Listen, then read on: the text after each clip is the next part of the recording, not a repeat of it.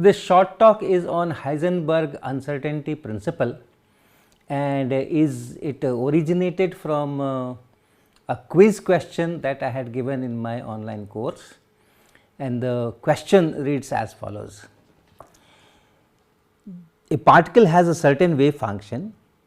We measure the position of the particle so that it becomes known within an uncertainty of 10 power minus 18 meter.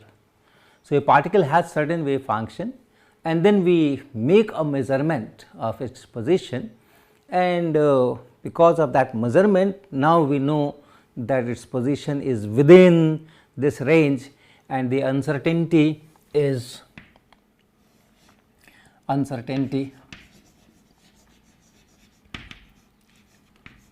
in position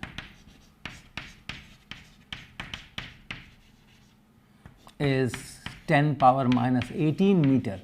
So, with this accuracy we know the position of the particle. The question goes ahead, then we measure the momentum of the particle and it becomes known within an accuracy of 10 to the power minus 18 kg meter per second. So, after this we make a measurement. So, we have a wave function, particle has a wave function, then we make a measurement, position measurement, and when we do this position measurement we come to know about the position with this uncertainty, and then we make a momentum measurement. After this we make a momentum measurement,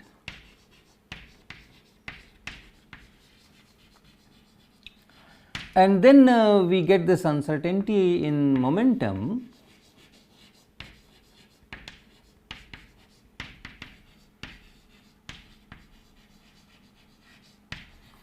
and that is 10 power minus 18 kg meter per second. So, since I am doing the measurement, of course, I will know the value, and depending on the accuracy of my experiment the value will not be exact, we will have some range, some uncertainty there, some error there. So, these are the things. Now, the question was, there are 4 options, but the main question was that the above 2 measurements do not violate Heisenberg uncertainty principle, yes or no. Okay. Because if you take this as delta x, this as delta p, and if you multiply delta x delta p in SI units it becomes 10 power minus 36, right. This is in SI units, that joule second or whatever. So, but then if you look for h, which is something like 6 into 10 power minus 34 in SI units and divided by say 4 pi is around 10. So, this will be this is divided by 10. So, this will be something like say 10 power minus 35, and here it is 10 power minus 36, right. So, it is less than this. So, does it violate Heisenberg uncertainty principle? Now, in my course many of the students have given the right answer that it does not, but the reasons given are ambiguous. One big chunk is which concentrates on the word then. First measurement is here and then the second measurement is here. So, the 2 measurements are not simultaneous, and according to them what they think, the notion is that for Heisenberg uncertainty, when we are saying delta x delta p, the 2 measurements should be done simultaneously. The 2 measurements should be done simultaneously. In the same measurement I should get delta x, and in that same measurement I should also get delta p, then this holds. So, that is one answer that I got. Another kind of reasoning was that since they are in 2 different states, because when we measure this position the wave function changes from psi x, the wave function here becomes psi 1 x, and the momentum measurement is made on this state. So, delta x is in one state, delta p is in some other state, and therefore, Heisenberg uncertainty principle is not applied here. In the same state you should have delta x and delta p. So, that was second line of reasoning. So, these two were the main streams, okay, and therefore, I want to clarify certain things. When we say Heisenberg uncertainty principle, it originates from the wave character, right. We have a wave function. So, whenever we have a wave function, the wave function is represented by some function, and if you allow me to plot, it could be something of this sort, and after that it is very small. Now, in this kind of wave, without doing any measurement, we know that this is the position can be here, the position can be here, the position can be here, here. If the wave function is now very small, negligible, okay, there is no probability of finding the position there, but then as long as the wave has some significant amplitude, there is some probability. That is the uncertainty we are talking of. In Heisenberg uncertainty principle, the delta x that we are talking of is not if I make the measurement, after the measurement what is delta x, that is decided by the experiment, the technology, the methodology, in the skill with which you are doing the experiment, those things will decide that delta x.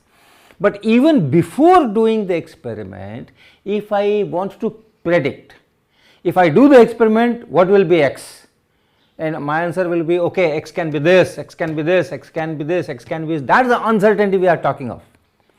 And similarly, momentum.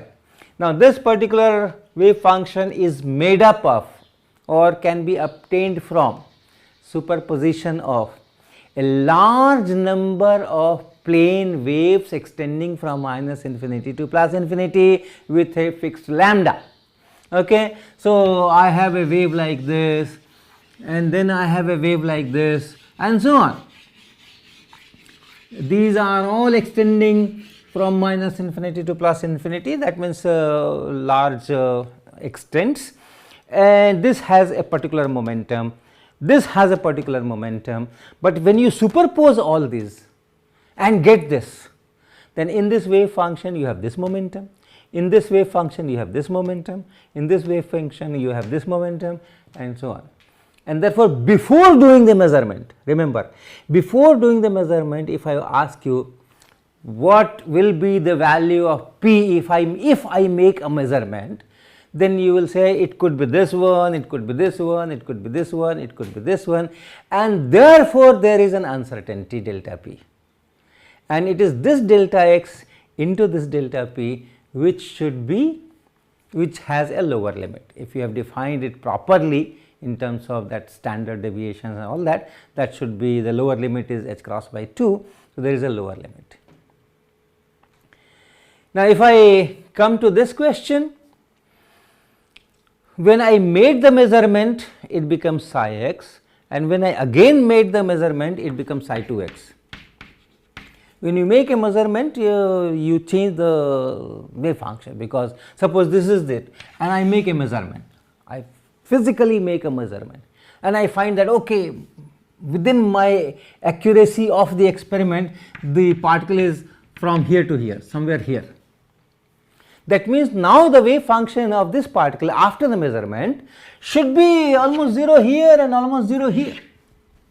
It had very significant values here, okay, which now becomes 0. So, the measurement has disturbed the system, the wave function has collapsed and changed from psi, it has become psi 1. And similarly, when you make a momentum measurement, again you change the wave function and this psi 1 becomes psi 2. The information that we have is in psi 1, if this is the wave function, then this is delta x, and if this is the wave function, then this is delta p. Okay. So, if this is the wave function, if you want to make a measurement of delta x, yes, you can do that, and it is this. And if you have this wave function and you want to make the momentum measurement, then this will be delta p. and therefore, they are not related with this Heisenberg uncertainty principle, which says that delta x times delta p should be greater than equal to h cross by 2. Even if I come up with the same state again, suppose I have made a position measurement and then okay, I do not make a momentum measurement here, but I again prepare my particle back in this state, and then make a momentum measurement. Even then I am not going to get this delta x into delta p, because single measurement there is no limit. Single measurement you can always do, right. You can, if you have a wave function and you want to make a measurement and then ask how accurate I can measure the position, that is a technological issue. And if your technology is good, in principle the theory does not tell that there is any lower limit on delta x.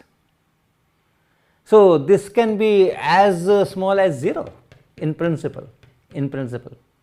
Similarly, if you have this state and you want to measure p, linear momentum, and if you have a very nice instrument and very nice methodology and you are skillful, delta p can be anything, there is no lower limit, it can be anything, it can be 0.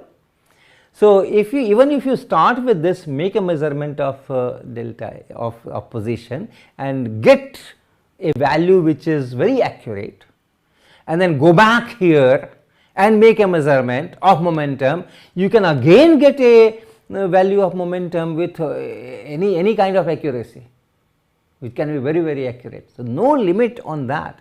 The question is, if you have done this, you have lost the information about delta p.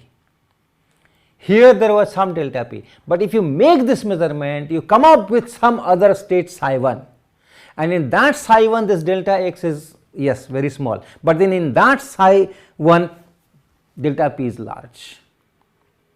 So, delta x and delta p in the same state. So, that simultaneous word is there, not doing the measurements simultaneously.